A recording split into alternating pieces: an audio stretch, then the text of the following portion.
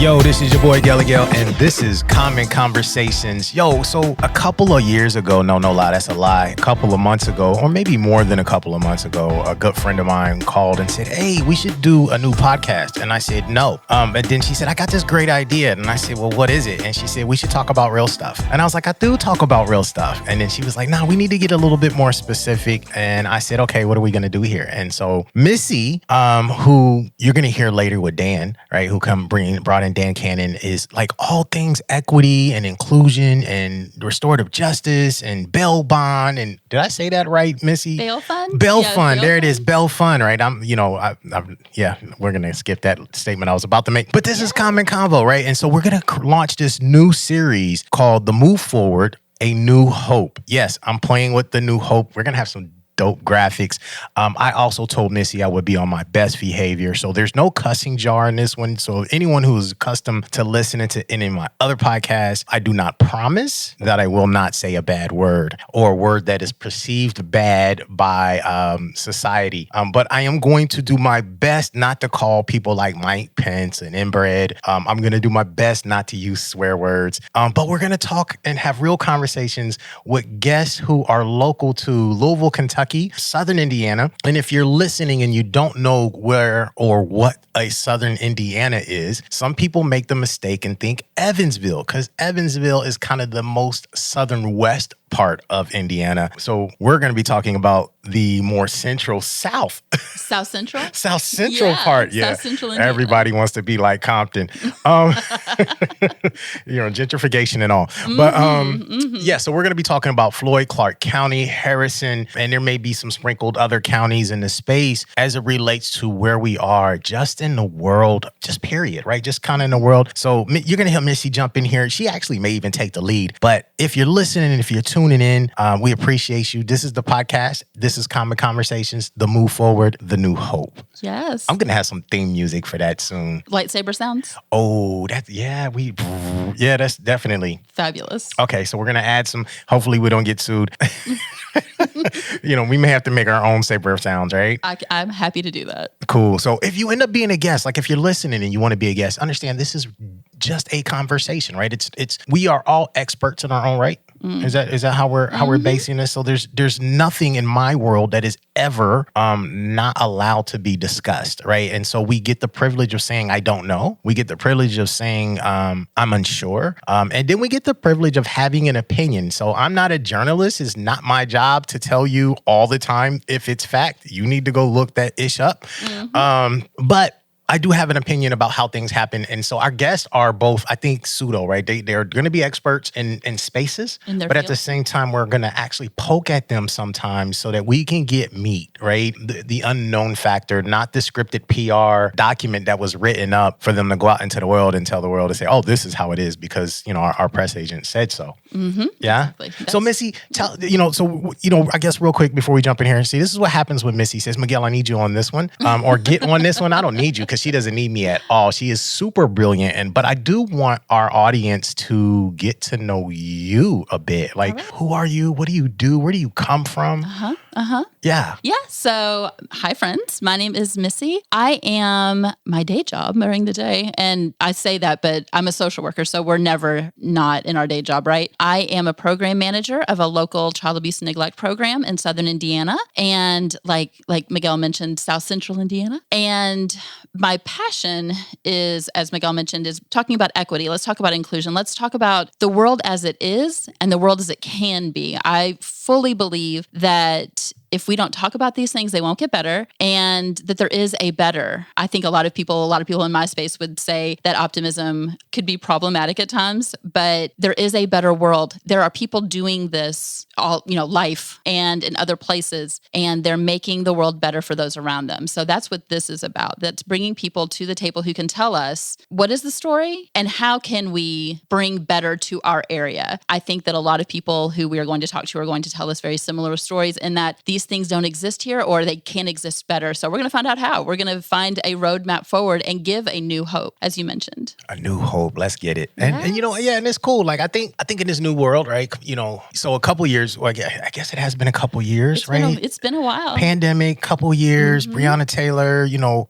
George Floyd, yada, yada, yada, and so on. And it continues to happen. But so in Southern Indiana, I guess to backstory this thing, we had this committee that was formed by a group of nonprofits in our community that said that they wanted to tackle the challenges that our community was facing because of COVID. And someone made the statement and said, well, racism exists in Southern Indiana because of COVID. And it just made me chuckle. And I thought, wow, how ignorant, how naive. And then I was like, I hope that's ignorance, right? So. Well, you know, I hope that was just a lack of knowledge. I hope so. And I hope that we're taking away that excuse now. Yes. We're going to talk about it.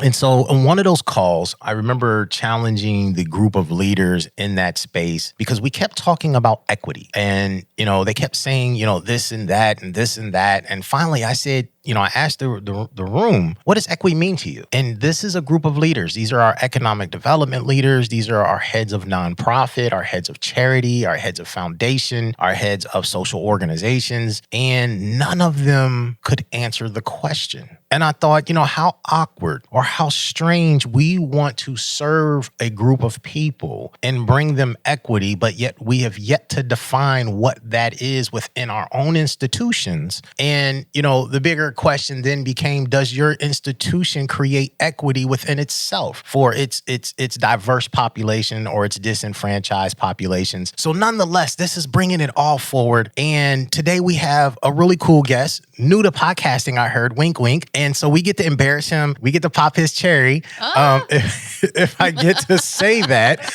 I'm not going to apologize. I told you I was going to keep it clean. That may be, whatever. Innuendo still included. I do apologize. I discriminate against everybody. Equal opportunity. Yes, absolutely. And that's equity, people. Is it, right? So don't cancel me this time.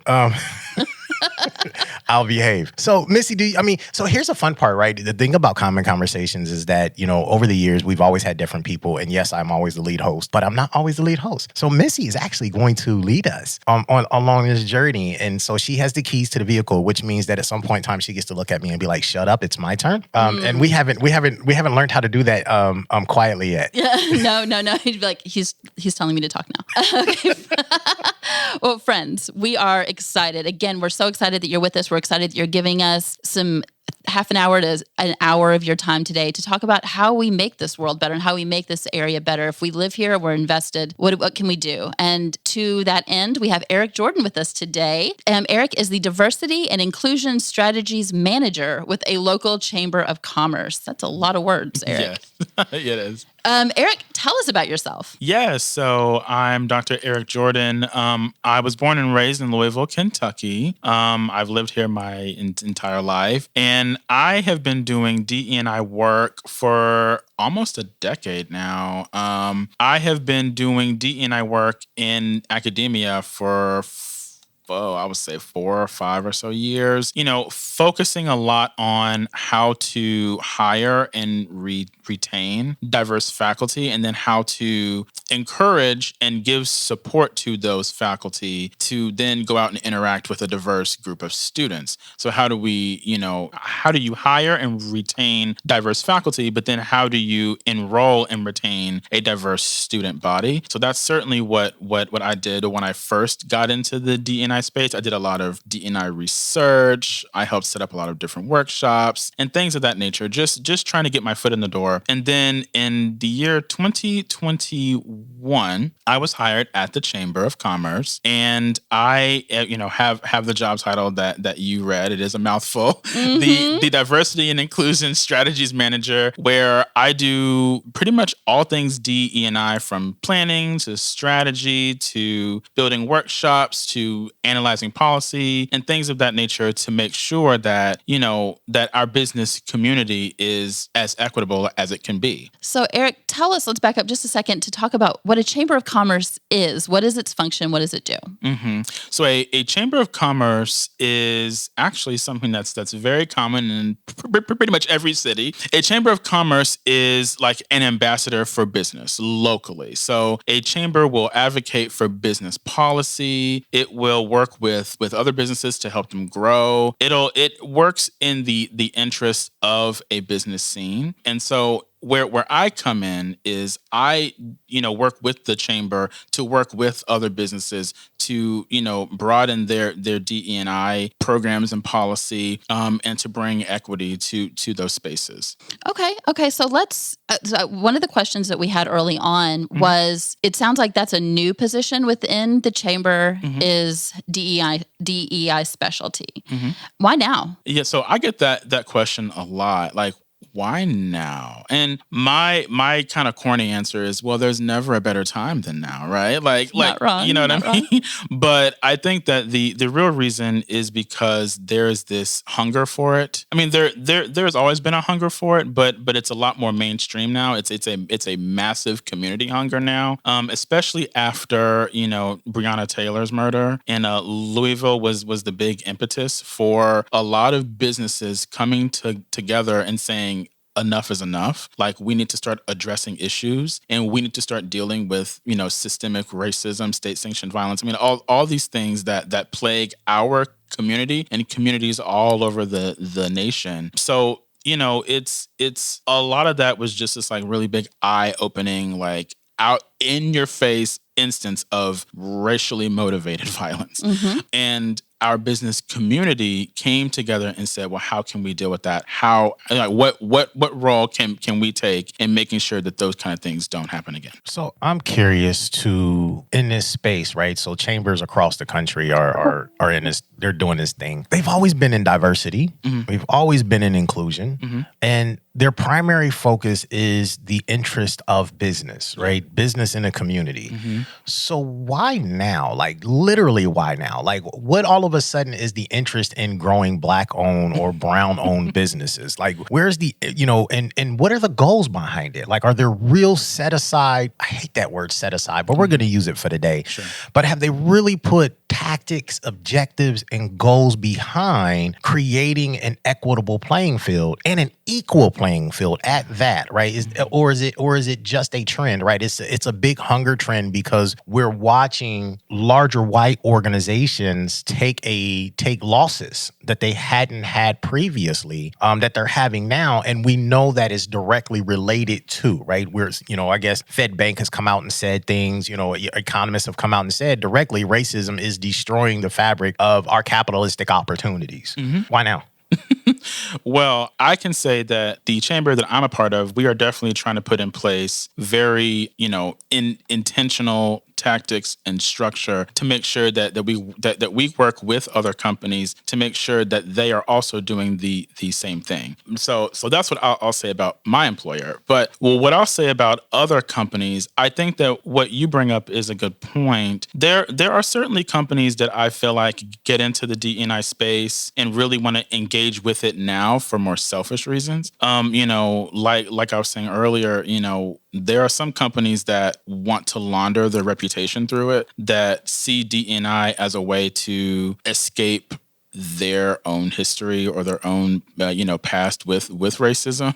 Like maybe a company had a major racist scandal a few years ago. Well, DE&I is the perfect way to sort of launder their reputation and to sort of clean it up, right? And then you have others that, like you said, are so interested in the business case for diversity as it pertains to their bottom line. And all the research shows that you have a diverse employee base, that's going to help you raise your bottom line. It's going to make you more innovative. So there is certainly that aspect of self-interest with some companies. But of course, what you get from a company in terms of its strategy, its tactics, its intentionality, it varies by company and it varies by the leadership leadership at that company. So one of the things that you had mentioned, Eric, that I loved this allegory, and I want you to bring it back, that certain companies use DEI positions and programming as car insurance. Can you speak to that? Yeah,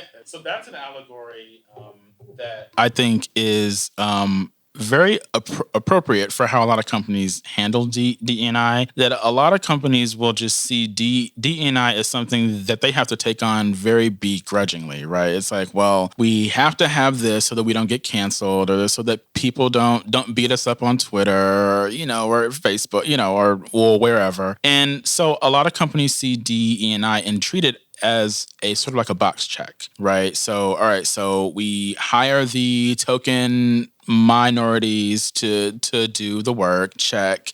We have this little training, check. You know what I mean? So it's very much like car insurance. Mm-hmm. A lot of companies will treat it the way that people treat buying a new car. It's just like, okay, I got the new car. Well, I don't want to get arrested in it, so I don't want to get pulled over, so I have to get the insurance, mm-hmm, right? Mm-hmm. It's going to cost. I don't want to pay the money, but we have to have it so that we don't get in trouble. And that's how a lot of companies treat the work, unfortunately. So I'm curious, and one of the things that we are going to be talking about a lot on this podcast are the stories that we tell. Mm-hmm. And what stories are we telling about DE&I work, about talking about equity and inclusion in the general population? Does it feel to you from your position that people are open to having this conversation and it's time and they're ready? So there are, I think, two strains of storyline that people tell themselves. There's a really positive one and there's a really negative one. I think both sort of limit the scope of DE&I. So the negative one is the one that we all know, right? That the more you talk about racism, that just keeps it going, right? Or that,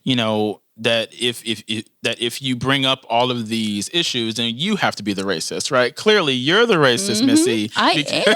Because you want to talk to me about racism. Exactly. Right? And that's all I want to talk about. Yes. Right. So, you have your typical reactionary, story that folks tell themselves, that it's all about strong arming and browbeating white people. It's all about holding white people accountable for things that their ancestors, the usual stuff. Yeah, but also not a bad thing to be held accountable. Absolutely. But there mm-hmm. there are people who see that as a oh my gosh, well how dare you, right? Right. And so that, of course, limits the scope of the work because it's an inaccurate picture of the work. But then there's another strain that I think is, like the hyper positive, view of what DE&I is. So there's this idea that DE&I, especially the equity portion, is very one size fits all. It's very get as many brown and black faces in a room, get as many skinny people, fat people, mm-hmm. short people in a room, and you've solved it. Everybody clap. Do your best, Jeb Bush. Please clap. Please. Please clap. You get as many people who look different, sound different in a room, and the confetti falls from the ceiling. Racism, sexism, ableism has ended. We have cured racism. We have cured it. Yes, Jesus has touched our forehead. Woo! It is cured. Okay, and so that's a story and a lie about how you achieve equity. And then there's another one where that DE&I is purely about the implicit bias training, right? And while implicit bias training is certainly useful, it's not useful by itself. That's what research shows us. But implicit bias training, or really just seeing DE&I simply as training, doesn't do the work justice either, because a lot of times organizations will do training as a one-off, mm-hmm, mm-hmm. or they will barely fund it, or a lot of training they'll just sort of find anybody just to do it, just to check that box, right? Mm-hmm. It's like, look, we did this for our car insurance, right? So I think those are two narratives that I think harm DE&I because they're so reductive and they're so simple. Mm-hmm. And they're very comfortable as well, and they help to maintain a status quo, because just simply putting DE&I in the box of training is very easy for any corporation to do. It requires very little work. I mean, mm-hmm. just have a little budget, hire someone you see on LinkedIn, do it once, cool, box is checked, right? You know, so. Yeah. So what's the truth though? Then if those are reductive and those are the stories that kind of float around, you know, our area, what is the truth as it relates to DE&I work, and what does it take if it's not just a training? Well, it takes intentionality. It takes a structure of accountability, and it takes self-reflection and really understanding, is this what you and your organization truly care about? You know, do you really care about Black-owned business? Why? You know, but what DE&I is, I mean, of course, it is also training. I mean, there is certainly a pathway into and through DE&I work that's purely training, right? But then you have, you know, like forming ERGs. Then you have giving your leadership, you know, the tools to actually speak to equity. Yes. Can you, for those of us in the non-business world, can you define ERG? An ERG is an employee resource group. So it is a group of like-minded employees who maybe share a similar background, a similar history, you know, who come together to talk about that experience, to support each other in the workplace. It is a core part of economic and organizational justice. You know, I call it organizational justice, you know. I love that. Yeah, thank you. So, you know, I think that those are the things that DE&I, you know, is. It's a lot of different things. But what it ultimately is at least it should be, ideally, a form of organizational justice. Really just a form of justice, period. But too often the justice is removed. It's just kind of a performance. It's just like, okay, we did it. We got our car insurance. Stop bothering us now. You know? Yeah. So is it possible, do you think, because I feel like a lot of businesses in the area, a lot of agencies want equity. And they're like, well, we'll just, you know what, we're going to do our best to hire a diverse staff. Without intention and without knowledge and some kind of training to do that, does that ever happen? Can you hire a diverse staff without being very intentional about it? I mean, you can possibly accidentally, you know, just I tripped over a diverse staff. Right. Like, oh, look, I tripped over this person, you know, but I would say no. If you want the best results, a staff that is not only diverse, but to have staff policies that then speak to how you support those staff members, to how you support people whose needs differ from your own beyond just the typical organizational status quo. That takes intentionality and serious thought and real strategy. It's, you know, it's partially what my job is, right? It's to really look at, you know, are we intentional? Are you intentional? If not, how come? Or what are the barriers to that?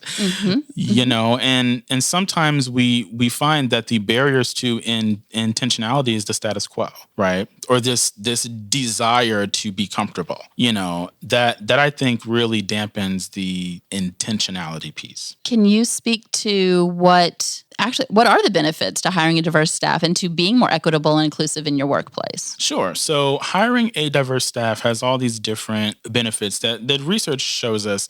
Of course, it makes your company more innovative. You know, you have a bunch of different people around the table designing products, you know, just for example. Then you are likely going to get multiple different perspectives on that product versus if you, for example, have an all-white staff.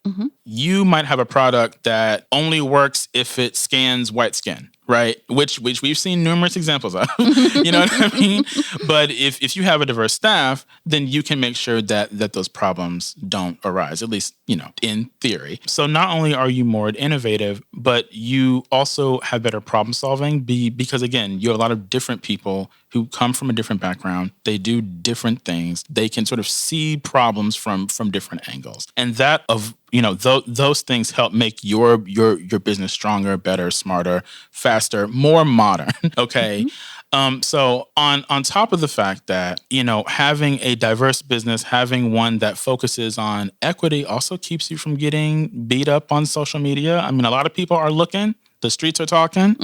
And and if your company's lily white and it's been that way, people are going to give you the side eye and they're going to start asking questions. And if you don't have answers to them, oopsie daisy. Now look, you just got a black eye on Twitter, right? Yeah. So I have an interesting question as we go down this journey, right? Because we know that companies that are diverse tend to innovate at 1.7 times more than those who don't have diversity within them, right? So we're talking economics and we're driving that position. Sure. And I wonder, and I'm speaking specifically to our home, right, which is the Louisville, Kentucky region, Southern Indiana. And I think whoever listens to this podcast can ask the same questions, because a lot of times we get stuck at looking at the national, right? What are we doing nationally instead of looking at what we're doing locally, right?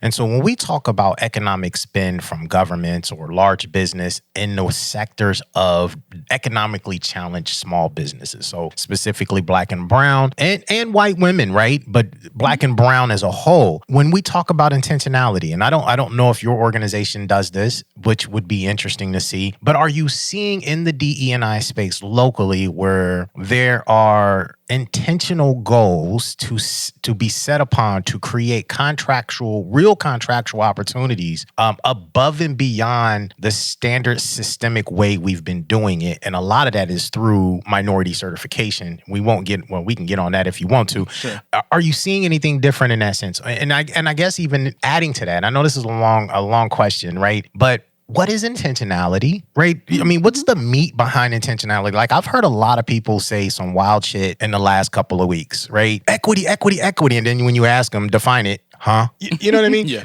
So we're being intentional. Well, what are you being intentional about? Are you being intentional about bringing Black people to the room? Are you being intentional about giving them the power to make the change that many of the people in our society are struggling to allow to happen, right? Because it goes against systematic positions that we know have been successful, not broken, designed to be successful the way that they are. So I know that's a loaded question and it was a lot. I'm sorry. I'm just going to let you jump in there. I just want your opinion. That's okay.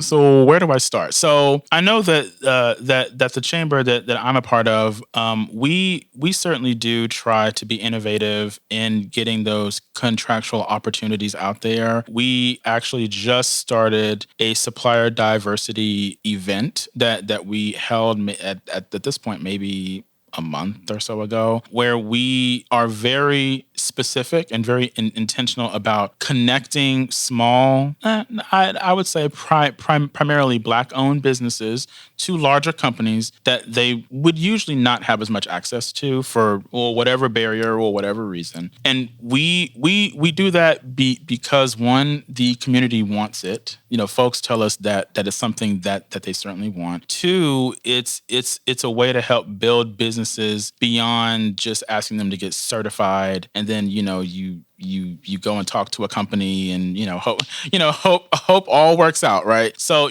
that's something that we certainly do. The other parts of your question, please remind me. There are a lot of parts to your question.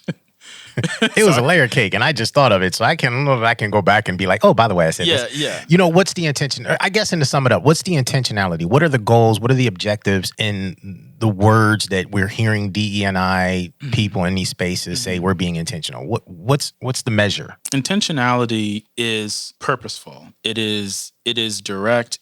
There is a literal plan of action with actual steps, at least as the way that I think about it.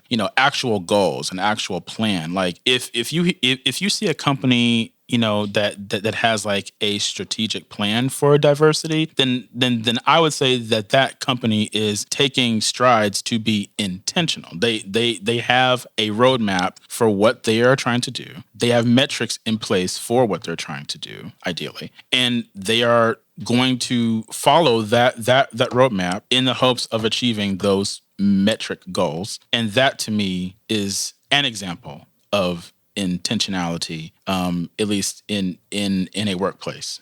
So let me, and Missy, you cut me off, you jump in here. So I'm just curious. I'm gonna just keep jumping in here because you keep, so in this intentionality with this metrics and these goals and these things, and we're championing this new trend of equity and our spaces. If we're using the same system of measurement and execution as we were using prior to this whole equity idea, but using it for inclusion and diversity, is there any I mean, should I have as a business owner in this community, should I have any hope that you'll do anything? Not you, the proverbial you who's out here, will do anything actually different? Will we come to some arrival and achieve some greater movement toward true equity? And so for me, equity is about ownership and power and position, right? Yes. Being able to dictate and write the policy that is going to allow me to grow both in wealth, both in health, et cetera, and allows me to truly be part of a community. And so often we're like, be a part of the community, but then when Black people show up, it's like, well, we didn't want you to be that part of the community, right? Not like that. We wanted to see you. We just didn't want to hear you, right? Or we want to hear you, but we don't want to see you actually have any. We are not going to give you any power. We're not going to give you no budget, right? We're gonna give you 10% of 100% of a pie, and we're gonna only offer to 10% of the Black population. So we're gonna, that whole crabs in the barrel mentality is actually manufactured and created. Yes. So I didn't get you. See, I'm going on a tangent. This is why I shouldn't be doing this, Missy. So I'm curious. Go. So I do agree with you that there is currently a limitation there, right? So a lot of businesses, a lot of organizations do sort of operate on these very traditional, very like almost hyper-capitalistic ways of viewing equity, of viewing diversity, of viewing inclusion, purely from the standpoint of numbers and percentages, But none of that really empowers people in the way that you're suggesting, right? And so, I do agree with you that there does need to be a shift. But like I was saying earlier, the status quo is a very powerful thing, and it shapes a lot. This need for tradition, to keep executives happy. This desire to to maintain a system that maintains a certain hierarchy of power. It's one that we do have to we have to figure out how to overcome.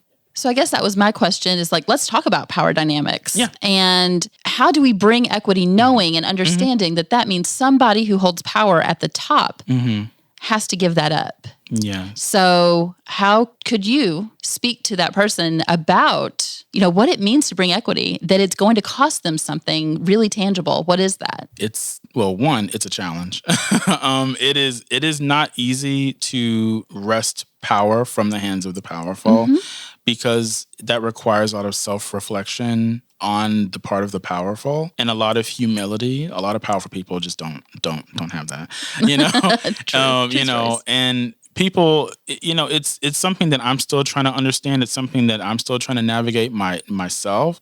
How do you shift power from, dominant, rich white men, right, to, Black folks? To poor people. That's something that I don't think the business community writ large has a good solution to yet, if I'm being honest. Well, thank you for that honesty, though, for sure. Sure. So one of the things we want to give people and give our listeners is a way to bring justice and equity to their own world. Sure. So what if we're speaking to someone who isn't sitting at the executive table, they're not on the board of directors? How can somebody just in their own community and in their own place of business bring equity and create an equitable and inclusive space? So I would say, one is that you have to want it, and then you have to demand it. And I would say that you start by forming, at least within a workplace, forming a community with your other coworkers, right? Forming that solidarity with them. So I would say, like I mentioned earlier, try to create an ERG, or some sort of group for your coworkers and colleagues. Now, the ERGs is, it's just a small piece of the puzzle. It is not the entire solution to the issues, right? But it is one way to sort of build power, to build community outside of the boardroom. You know what I mean? It is a way that you can start to empower yourselves and give yourselves a voice, because you can start to support yourselves, give yourselves a platform that you wouldn't have otherwise had, or it would have had to have gone through the board, or, so I think that is certainly one way. And to, call out instances of racism, inequality at your workplace. Now that is easier said than done for certain places, but if you have the leg room, if you have the wiggle room, definitely call it where you see it. if you see inequality, if you hear racism, call it out. Give yourself a voice. Don't wait for permission from people to give that to you. Those are a couple of things that I would say. I love that. Eric, is there anything that you hoped that we touched on today that we didn't get to? Oh, are we almost out of time? We are. Oh my gosh. No. Time flies when you're having fun. Right? I really like this. I think that what we didn't get to are things that are things that our community can do to start to build equity, right? So I guess we could start there. And one thing that I would say, of course, is to be able to define what equity means to you and your organization, right? Right, Miguel? Yeah, absolutely. I'm a firm believer in that. Big So fan. I'm curious because we talk about diversity, inclusion. We talk about equity. We Yes. talk about social justice. And I have screamed for a while now in our own backyard and say, well, if we don't fund someone doing the work, how do we make the shift? How do we start the changes? Right. And now that I'm seeing some degree of funding, Yes. I'm wondering because I'm a firm believer in do no harm unless I need to hit you with a bat. I'm just saying that out loud. If I got to hit you, understand I intend to hurt you. But I do believe in doing no harm. And I've been working with Nikki Lanier, who owns Harper Slade at 12 and used to be the vice president of Fed Bank St. Louis in Louisville. And she's launched this really great program. And so I've had the opportunity to sit in and listen to interviews with Dane Holmes and Alicia R. Scott, and who are all DE&I, great DE&I people in their own space and leaders and developers. And I continue to hear them talk about how sometimes all of us are skewed. And that when we get in this space, we can all disrupt the system or disrupt something so much that we intensify the trauma on all sides. Possibly, yeah. And so doing this work is a lot of work. Yes. And it's not easy. No. And I wonder, and you don't have to answer this because I know a lot of times when we work for a company, there is politics that play a part. There are those who want change, but may not want change the way change needs to happen. Right. And there are those who do not want change at all.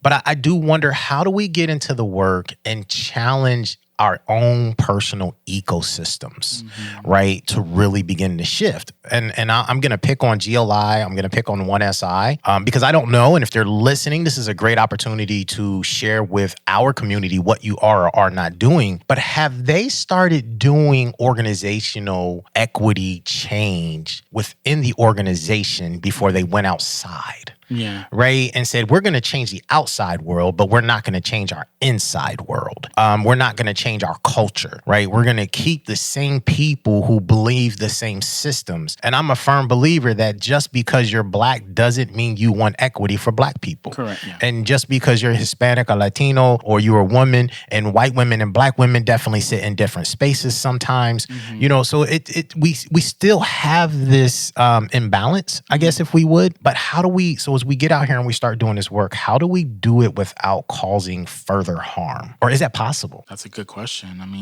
So we're going to leave that for a later date. Yeah, sure. All right, we'll leave that one for a later date. Anybody in our community doing the work well? Yes. Who? I think that GLI is trying. It is certainly doing the work now that it's wanted to do for many years. I think that 1SI definitely tries to do the work well. I know, like you mentioned, Nikki Lanier. I know that she's always doing the work. So those are some examples. Got you. All right, cool. So we got some examples of people doing the work. Now it's we need somebody to rally them together, Missy, and put them all in a room. That's the hope. Because we need a roadmap. Well, let's yes, do it. we do. Yeah, roadmap to success, right? So we can all be out here building railroads and they all go in the wrong direction, or we're all building railroads and nobody built the train. It's so super important. All right, cool. I appreciate it. This has been a fun show. Yes. What do you think? No, it's been great. I thank you so much. I hope you had fun your first time. This was great. Have me back, please. Yeah. Oh, so now you're going to get the itch, right? And what happens when you get the itch is, you're going to consistently want to do this. Yeah. So it becomes part of your everyday. You're going to be like, yo, how do I get on the next podcast? Put this microphone in my face. Right? So I'm surprised, and we'll wrap this up because I know we've been on for a while. I am surprised that GLI has not created a podcast yet about diversity, equity, and inclusion, and how do we build an ecosystem that supports the disenfranchised business enterprises that are out there. I mean, I would think that would also be kind of part of the work, right? It is resources, ERG, right? Yes. I wonder, those of us in our community, those organizations who have these ERG programs, what kind of resources are they giving those committees to work with? And what kind of changes are they using within those resources? I know we got to wrap up. Do you want to close it? You want me to close it? How you want to do this? Honestly, again, thank you so much for joining us. And I think we have more questions to answer later, so maybe we'll hear from you again. Sure, sounds good. But thank you so much. Thank you, Miguel, for jumping in. You're welcome. Ciao, bella, good people. Peace, love, and hair. Goodbye.